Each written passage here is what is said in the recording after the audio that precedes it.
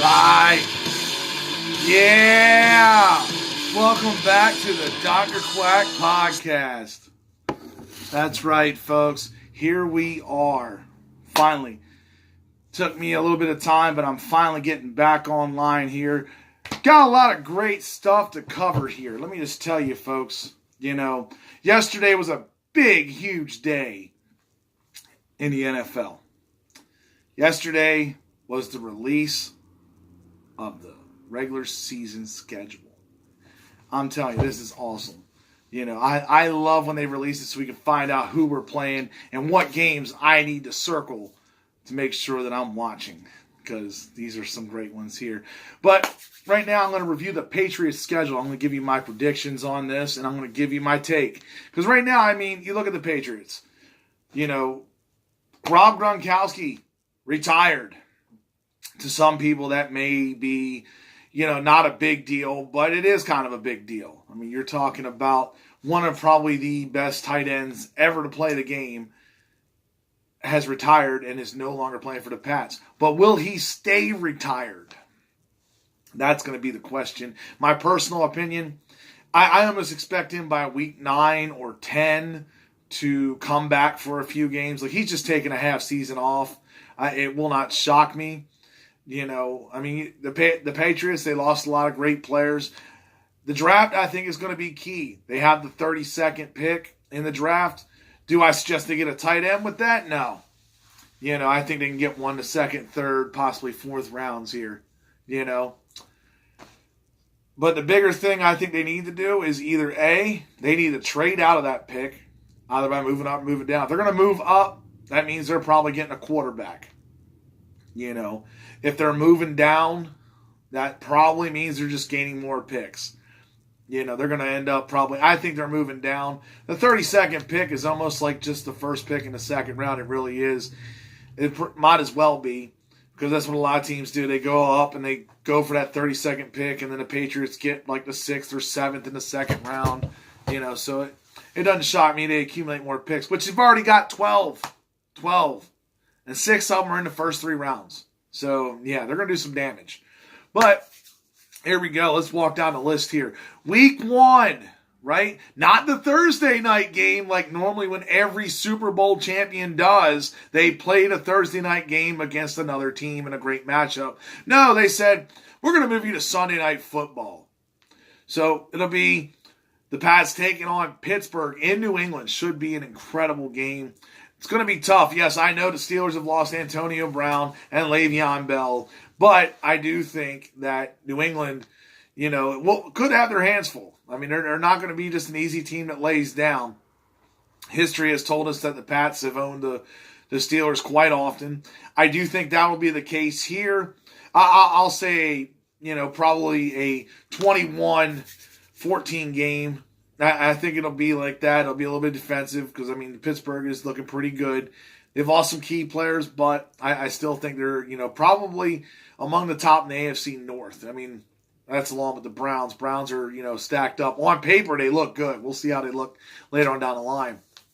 So, and of course, week 2, the NFL, they love to do this. Week 2, in the middle, pretty much of, what they call Indian summer, where everything's hot for the last month before it freezes, they get to go down to Miami, which is pretty much playing in a volcano in like 100-degree weather. They did it last year to them when they played Jacksonville. They wanted to make sure that game was early, and they did it with Miami. So Miami might win that one. They usually do if it is extremely hot. It's all going to depend on the temperature, I think. If it's a normal temperature, if it's a 70 and below game, and it's not a little bit of breeze, yeah, I think the Pats will win that. But if you're talking a big 90-degree weather, they could lose it very easily. So I'm just going to mark that as a loss. I just feel it.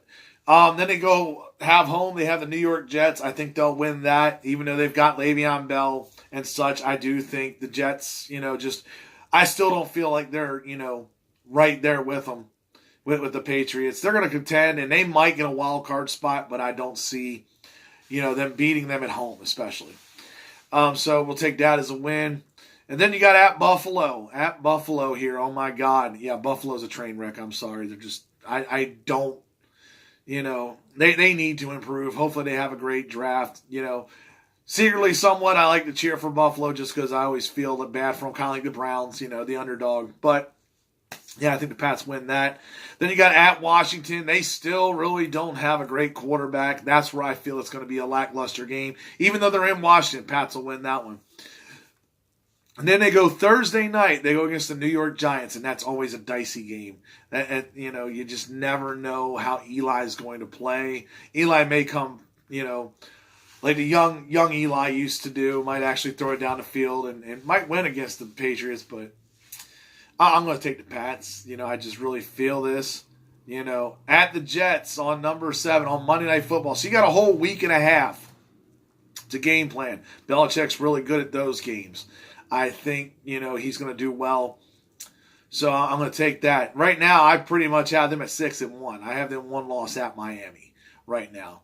So, excuse me. Ooh. So then you have the Browns, who they take on. Browns are going to be a tough team, and they're going to be competitive all year. You saw last year, they were about a 500 ball club. They've added Odell Beckham. They've added a few other players, and Baker Mayfield's going to have another year underneath him. So that's going to be a tough game. It's in New England. It's going to be close, I think. By then, we're going to have tape on Baker Mayfield more and more, so we're going to know the tendencies and stuff like that. I'm going to mark it as a win, but it's going to be a very close game. Then we got Baltimore. God, everybody loves to talk to me about the Ravens. I'm telling you. Lamar Jackson got them to the playoffs, looked really good until that playoff game. Terrell Suggs now back in Arizona. Some people are like, that's not a big deal. And I'm like, well, he is one of the leaders on that defense. Mosley's gone. Others are gone. I think this game, because it is, right there on primetime Sunday Night Football, it'll be a tough one. I'm still going to take the Pats on that. There ain't too many games I see this year where they're going to lose. It's definitely one of my must-watches because Patriots and Ravens, always a good game. It's like Patriots-Steelers. I always expect a good game. Then they got their bye week. Then they got Philadelphia. Carson Wentz is finally the quarterback. Mr. I've broken my leg 2 years in a row late in the season. And that would be week 11. So, could it possibly happen again? Philly had their number in that Super Bowl. Yes, I know. Yes, Philly won that Super Bowl. Good job. You guys won one Super Bowl. I'm so proud of you. But we'll see if you can do it again. I mean, pretty much your tough games on this schedule. Philly, that might be a tough game because it's at Philly. They might lose it. So I'll take it as a loss. We'll put that down there as a loss. They might lose this late in the season. It's possible. Number 12 at Dallas.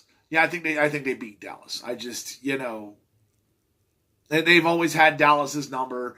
I don't feel like too much of a threat there. At Texans on Sunday Night Football. Definitely don't feel a threat there. Sorry, just they've owned them too. The big game out of these next 4 that really make me go, okay, we could lose another one is Kansas City. Kansas City, tough team. They Patrick Mahomes, definitely Rookie of the Year. MVP, regular season. So, yeah, I got a feeling that's going to be a tough game. We could lose that one. Cincinnati, Buffalo, and Miami. We ain't losing Cincinnati. I'm sorry. They're garbage. They're going to be a top 5 to 10 pick in the draft next year. They looked horrible last year. They can't keep a quarterback healthy. I think they need to draft quarterback. That's just my opinion because, Red Rocket consistently gets hurt middle to late season. Fantasy owners, don't draft this guy. I know that shouldn't be too much of a shock, right? I get that, okay? Buffalo and Miami, yes, and they're both at home. They're not losing either one of them. I mean, there might be a game in there or two where they might lose. I say the basement's 11-5. Honestly, I can see them going 13-3, probably having the number 1 seed, and the road going through Foxborough. There's no other team really in the AFC that really scares me. NFC has a few other teams like the Rams and Seattle. You got to watch out for them. Russell Wilson finally got his contract. Usually, what happens with contracts is what they end up taking a dive. They suck. So that won't shock me either. But there's a few teams there, in the NFC. You just never know. The Saints, Drew Brees is going to have another year older, but they're still tough. So let me move on here. I'm going to move on to Robert Kraft since we're talking about the Patriots. Robert Kraft now, the judges have decided not to allow the lewd video, as it's described, of him in a massage parlor to come out public. Do I think he gets away with this? Probably so. I'm just going to say so. I really believe it. He's a billionaire. They're not allowing that video to come out in public. I don't think prosecutors have a strong case. It's a misdemeanor charge at best. And what are you really going to do to an owner like that in the NFL, Mr. Goodell? When you work for the owners, what are you going to do? Nothing. So you might get a fine, might lose a draft pick for next year in 2020, which the Patriots still don't care. We amass picks. We got 12 picks this year. Did it matter? Yeah, I like to say we because I feel like I'm part of the Patriots. Sorry. Them, but whatever you want to say. A lot of people like to say we when it comes to their teams. They get excited because they're part of their fan base. But anyways, so I'm going to move on from the NFL here. I know I've covered it up here for about 10 plus minutes or so. And, I want to talk about WrestleMania and the Hall of Fame. The Hall of Fame was really awesome. I got to see my favorite childhood hero go into the Hall of Fame. Talking about the Honky Tonk Man. That was awesome. It was great to see. Shake, rattle, and roll, the greatest Intercontinental Champion of all time. You'd have Peggy Sue out there. Which, for most of you who may not know, that was played by Sherry Martel. But yeah, it was awesome to see that. The incident that happened at the Hall of Fame. A lot of people are very pissed off, and I don't believe them. I don't blame them because I'm in the same route with that. That guy jumping up there and attacking Bret the Hitman Hart, because he was pissed off at Vince and Triple H. He thought he ruined the show. He got a couple hits in. He got arrested. It didn't really make major news. It did for that day, WrestleMania day, maybe the day after, but, it's long and gone. I know I'm about 2 weeks late on my WrestleMania recap, but I felt like giving it anyways. Overall, I felt the show was extremely too long. Oh my God. How long do you need WrestleMania to be? 7.5 hours. Fox Sports, stop dictating to the WWE and let them run a quality show. Please. I understand you have things that you want to have just so they can be on your network. And now we can have 3 hours of SmackDown with 3 hours of Raw. 3 hours is too damn long. It really is. 2 hours would be fine if you put quality in that. 2 hours would be fine. But no, we got to have it 3 hours now.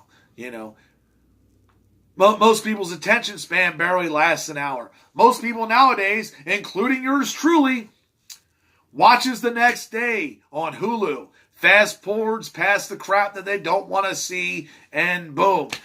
It's an hour and a half on Hulu, and it might be 40 minutes or so if I'm watching it all, with fast forwarding. Because I'm telling you, most of it I'm kind of like, who cares? Overall, the pay-per-view wasn't bad. A lot of championship changes, which was awesome. Samoa Joe's 1 minute match. That's one thing that kind of really made me upset. I'm sitting here like, you're going to take on Rey Mysterio. One of the all-time cruiserweight legends of the world. And that's going to last 1 minute. It made Joe look like a badass, but 1 minute? Seriously? How much more can you make Rey Mysterio look bad? It's horrible. That kind of made me mad. But, a lot of the matches, they were good. The men's and women's battle royal, please, God, stop having these battle royals. These battle royals are garbage. Or have them mean something. That trophy really doesn't amount to squat. At least the King of the Ring, when they had that, which, Vince, bring that back. At least when you had the King of the Ring, that guy usually met the champion at SummerSlam. It usually meant something. They met him at a pay-per-view in a month or two. They set it up. But no, this thing, I'll just walk around. I'm the Andre the Giant Battle Royal winner. Means dick. It really does. It means dick. but we're still going to do it anyways, I'm sure. And if you're going to do the Women's Battle Royal, can you come up with a woman's name to name it after? Not just the Women's Battle Royal. I get it. You want to do Fabulous Moolah. People got butthurt over things that she did back in the 40s and 50s, back when they were smoking cigarettes at gas stations, So they took the name away. Name it after Trish Stratus. Name it after Lita. Name it after Wendy Richter. Name it after somebody. Make it a little more prestigious than the Women's Battle Royal. Just saying. And then you're going to have Brock Lesnar go against Seth Rollins in the first match for the Universal title. Wow, that Universal title just looks so prestigious right there. Here, let's go in the first match and have pretty much Lesnar drop it in less than 5 minutes. That's stupid. Poor booking. I don't know what the writers are thinking there, because they're not bookers, I'm sure, in the back. But they should have figured that out. Good God. I guess Lesnar's taking a break, which is good. I'm sure he'll be back again, which some fans hate. I love Brock Lesnar. I am a huge Brock Lesnar fan. He just comes in. He looks dominant. He's one of the few guys there that you actually think can kick some ass, legitimately, which he has done to UFC. And, you're very proud to see that, because I like to see him kick some ass. I like it. But, yeah, he doesn't deserve to be champion. Not for the 4 or 5 title reigns he does. It's good to see Seth Rollins with it. I will agree there. But, overall WrestleMania, yes, the women's title, the main event. The first time women have, main evented WrestleMania. Oh, my God. Yes. I swear, it's like, why not just cut the men out and call it women's wrestling? This is where WWE is pushing towards. I have no problem watching female wrestling. I'm actually somewhat entertained. What I'm pissed off about is watching the men's. The men's have lost, the men's division, they have lost all their couth. They have lost all their respect a lot of times. A lot of their matches are looking like garbage. They need to step it up to keep up with the females. I give them, credit. Becky Lynch, Charlotte Flair, even Ronda Rousey, being who she is and what she does, all the Strike Force and UFC crap. I get it. I'm glad she's gone for a while. I hope she has her baby. I hope she stays away from professional wrestling. She was good for that year time frame, making the women's title look legitimate, I guess, to a point. Female Brock Lesnar is what she's been called. But it's good to see Becky Lynch with it. And I'm telling you, that's what makes it awesome. I want to talk about Becky Lynch a little bit here, because this next pay-per-view that's coming up, I can't remember the name of the pay-per-view. That's what's funny. I really can't. But her next opponent, Lacey Evans, let me tell you, that right there, I am impressed with. I mean, she's got the beauty. She's got the promo, the brains. She captivates audience. And last Monday night, if you haven't been watching her on NXT or anywhere else, if your first time you really saw her, she looked great against Natalya. I was highly impressed. I was like, this lady can go places. This lady, I feel, could be, women's champion here. Probably not next month, but somewhere in the future. I could definitely see it. I was impressed. My thumbs down for the week. Thumbs down. Sasha Banks. Really? Why? Why are you crying at WrestleMania about dropping the titles to the Iconics? I feel like that was just pitiful. If you need that much of a belt to make you the best worker in the world, if you need to be the champion to get over, that's horrible. Some of the greatest workers in the world didn't need a championship. George Steele, Jake Roberts, Junkyard Dog, and the list goes on and on, did not need a championship and were some of the best. If you need that title and you're going to whine about dropping it to another team, for whatever reason, you suck. You really suck. And what's really even worse is you're bringing down Bayley. I like Bayley. Bayley's a nice technical wrestler.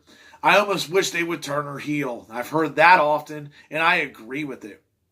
But no, they want to keep her as the hugger. I mean, I think she'd make a great heel, but no, they want to go hugger with her, And now her tag partner's gone, and she's got Naomi as her tag partner, It's like, here, let's throw some spaghetti against the wall and see what sticks. That's exactly what this is. It's okay. I don't think it should be long term. I think she should go back to fighting singles, and I think they should turn her heel. One more thing I want to talk about when it comes to the WWE. Dean Ambrose. So many conflicting reports on Dean Ambrose. It's unbelievable. Is he staying? Is he going? Is he taking time off? I don't think anybody really has a clue. It looked like it for a while. This is his last match on Monday Night Raw. Dude, if you need time off, that's cool. I get that. A lot of people in professional wrestling on the independent circuit, they'll tell you they wrestle a brutal schedule. WWE wrestles 10 times worse. I mean, you're talking 200 days, sometimes a year, where you're going from one city to the next across the country. You got to buy your own flights, buy your own, rentals and everything else. You got to travel from city to city. You got to deal with fans 24/7. Yes, that's part of the job, and that's not going to change. But, if you need a break, that makes sense. Take a break. I mean, Renee Young, your wife, she does okay commentary. She's good enough to stay on the team. Corey Graves, thank you for carrying it half the time. Michael Cole doing his typical Michael Cole stuff, which it works. It's typical Michael Cole. Call it vintage Michael Cole. That sounds better. Yeah, vintage. It's always the word he likes to use. But Corey Graves, thank you for taking care of that show. And Renee Young, you do a decent job. Could be better, but not bad. I'll give you a B+. I'll say it was okay, above average. But Dean, yeah, if you need the break, you should take the break. Go to AEW. Is he going to AEW? Which everybody's hyping up here because in June, Double or Nothing's coming out. That's going to be a big show. I really can't wait to sit down and watch that. Whenever I can, but I cannot wait to see it. It should be interesting. All the guys that they have contacted, previous stars, current roster stars about going to AEW. They're trying to recreate the Monday Night Wars, which I'm a fan of. That was when wrestling was best. Right there in the early, 95 on to about 2000. Those 5-6 years, that's when wrestling really got great, because right before the NWO, things were turning well, and then all of a sudden, you busted out guys like Steve Austin, Triple H, Mankind. The Undertaker got his push there. Kane was a good star right there in WWE. NWO had Goldberg. They had a lot of NWO members, so that storyline, was always going. So I'm hoping it all does pass out. But there's one more thing I want to talk about. Yes, I noticed a little bit long today. This is about 20, it looks like about a little over 20 minutes here so far. So I want to leave a final thought here.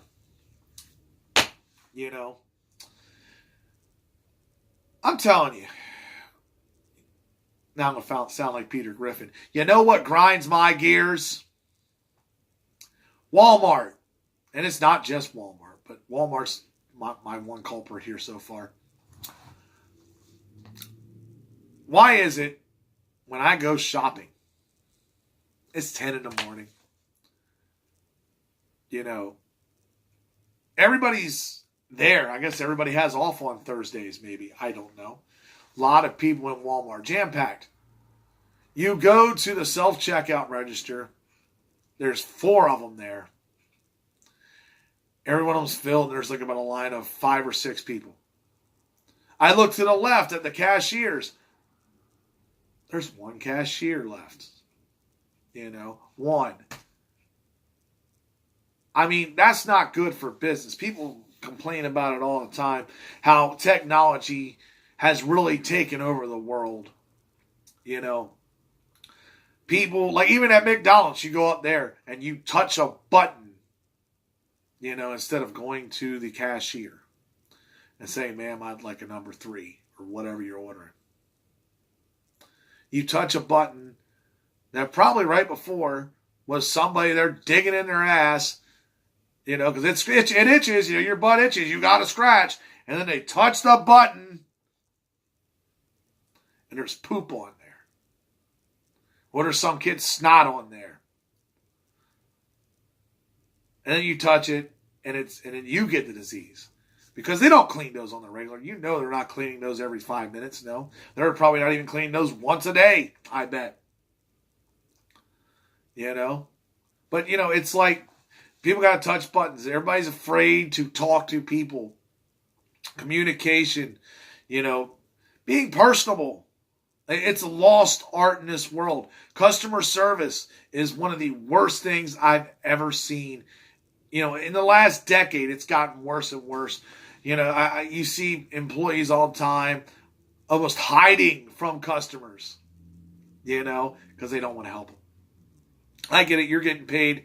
You're $10 an hour. I think that's the minimum wage is now. Bare minimum wage in your state. And you're like, I'm doing the bare minimum. I get it. Nobody takes pride in their jobs anymore. It's pretty horrible. I see it in most jobs. Anybody that deals with any kind of customer service. But then in the same respect, I don't blame them. Because some customers are the absolute most demanding, meanest, difficult customers, unrealistic. You see that too, in any business, But people don't know how to be personable. And it's like you have to be personable in life. People would rather text you than call you. No, I don't want to hear a voice. I don't want to know tone. I don't want to know any of that. I just want you to write what you're going to write, and I will interpret it how you type it. It could mean you're actually nice, you're actually mean, you actually care, you don't care. It could mean a lot of things. Texting is rough, and that's why I tell people, if you're going to talk to somebody, call them. Especially if it's somebody that you consider like a friend or a family member. It's always better to call. It's nice to talk so you can actually see how the person actually feels. It's so crazy how people just get scared to talk to others. I talked about on my last podcast about how a veteran killed himself in a VA hospital. There was 3 of those. 3 of those in the last week inside a VA waiting room where guys killed themselves. If you think maybe you go up to somebody and say, hi, how you doing? Are you okay? Is there anything I can help you with? Conversation starters. Things like that wouldn't happen maybe. It might have prevented it. But that's all I'm saying on that, folks. Everybody should, talk to people, check on everybody, because you never know in life. Life can be rough, and you want to make sure that everybody's okay, But that's it, folks. That's it for the Dr. Quack podcast. I thank you all for tuning in. I hope you guys have a wonderful week.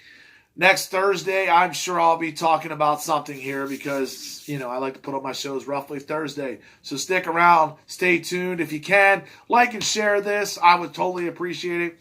I'd like to get more listeners. I'd like to get more input from you. So I know if you like the show, you hate the show. If there's something you'd like me to talk about, let me know, folks. Thank you for tuning in.